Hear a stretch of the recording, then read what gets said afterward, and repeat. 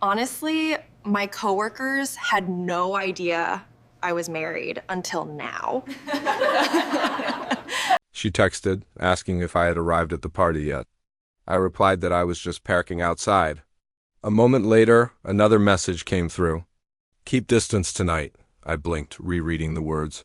What do you mean by that? I typed back, a knot forming in my stomach. Her reply was quick. My coworkers don't know I'm married. I stared at the screen, the glowing letters blurring slightly. The world outside my car seemed to mute. I sat there longer than I needed to, just processing the request. Finally, I asked, "Do you want me to leave?" Her response came with a sense of hurried instruction. "No, just pretend we're strangers," I typed back, my fingers feeling heavy on the phone. "Pretending changes real things." She sent a nervous laugh emoji, a digital attempt to lighten a suddenly heavy moment. "It's just for the night," she added. I couldn't let it go. "Why does a ring suddenly feel so heavy to you?" Her tone shifted immediately. "Don't start an argument here," I replied. "Arguments start where respect ends." "Stop being dramatic," she texted. The words felt like a dismissal, a final shove.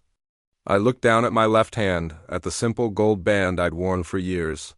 Slowly, deliberately, I slid the ring off my finger. It felt strangely light, yet its absence was a weight of its own. I placed it in my palm and took a photo, sending it to her without another word. Her reply was almost instant. "What are you doing?" I typed back, "I'm respecting your request." The three dots appeared and disappeared. "You're embarrassing me," she finally wrote. I responded, "Embarrassment usually follows truth." She stopped replying. The silence on my phone was a stark contrast to the muffled thump of music coming from the party inside. I took a deep breath, got out of the car, and walked in. The party was in full swing, filled with laughter and chatter. I found a spot near the wall, feeling like a ghost. Soon, one of her friends, someone I'd met a few times, noticed me standing alone. She approached with a friendly smile. "Why do you look so calm but so distant?" she asked. I offered a small, sad smile of my own. "I'm practicing invisibility," she laughed, a genuine, warm sound. "Well, you're not doing a very good job. Can I get you a drink?" I accepted without hesitation. As she handed me a glass, she asked, "Did you come with someone?" The question hung in the air. "I arrived with clarity," I said. She smiled, her eyes showing she sensed there was more to my cryptic answer. Across the room, I saw my wife. She was laughing loudly, her head tilted back, surrounded by a group of people I didn't recognize. She never looked my way, not even once. Her laughter felt rehearsed, a performance for her audience. Her friend seemed to notice my gaze. "Want to get some fresh air?" she suggested gently. I agreed easily, grateful for the escape. Outside, the loud music softened to a dull, rhythmic pulse. The cool night air was a relief. We stood in silence for a moment before she spoke. "Why did you take your ring off?" she asked, her voice soft. I looked at my bare finger. "It was requested indirectly," she frowned, her expression clouded with surprise. "That's not fair to you." I shrugged, a gesture that felt inadequate for the situation. Fairness was already missing from the equation.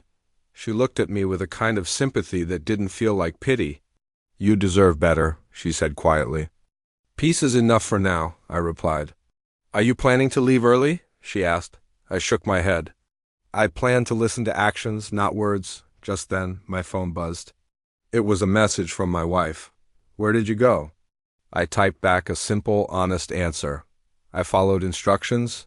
The three dots appeared again, a frantic dance on the screen before being erased.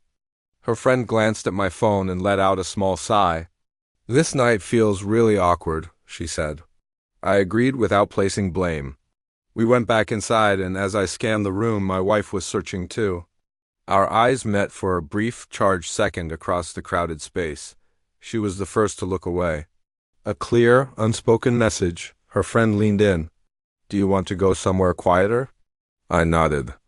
We left without any announcement, slipping out the side door unnoticed. The night air felt lighter this time, free from the tension of the party. As we walked down the street, my phone buzzed again, a text from my wife. "Why did you leave with my friend?" I replied, "Pretending has consequences." Her response was immediate, laced with fury. "You're doing this for revenge," I typed back. No, I'm choosing dignity. You crossed the line, she accused. The lines disappeared earlier tonight, I wrote. Then my phone started ringing. Her name on the screen, I let it ring and ring again. I didn't answer. Her friend looked at me, her expression concerned. Are you okay? She asked. I think so, I said, the words feeling true as I spoke them. Honesty finally arrived. She looked down for a moment. I'm sorry for my part in this, she said sincerely. You have nothing to be sorry for, I told her, and I meant it. Thank you for the fresh air. A final message came through from my wife. 6 words that dripped with accusation. You're being so cruel, I took a moment before I replied.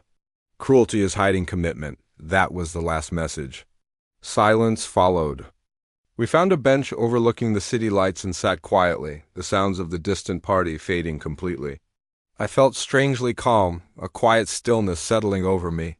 The ring stayed in my pocket, a small, cold piece of metal. I knew, with a certainty that was both heartbreaking and liberating, that something had ended, not with a dramatic fight or a public scene. It just ended, clearly and quietly. Later that night, I walked home alone.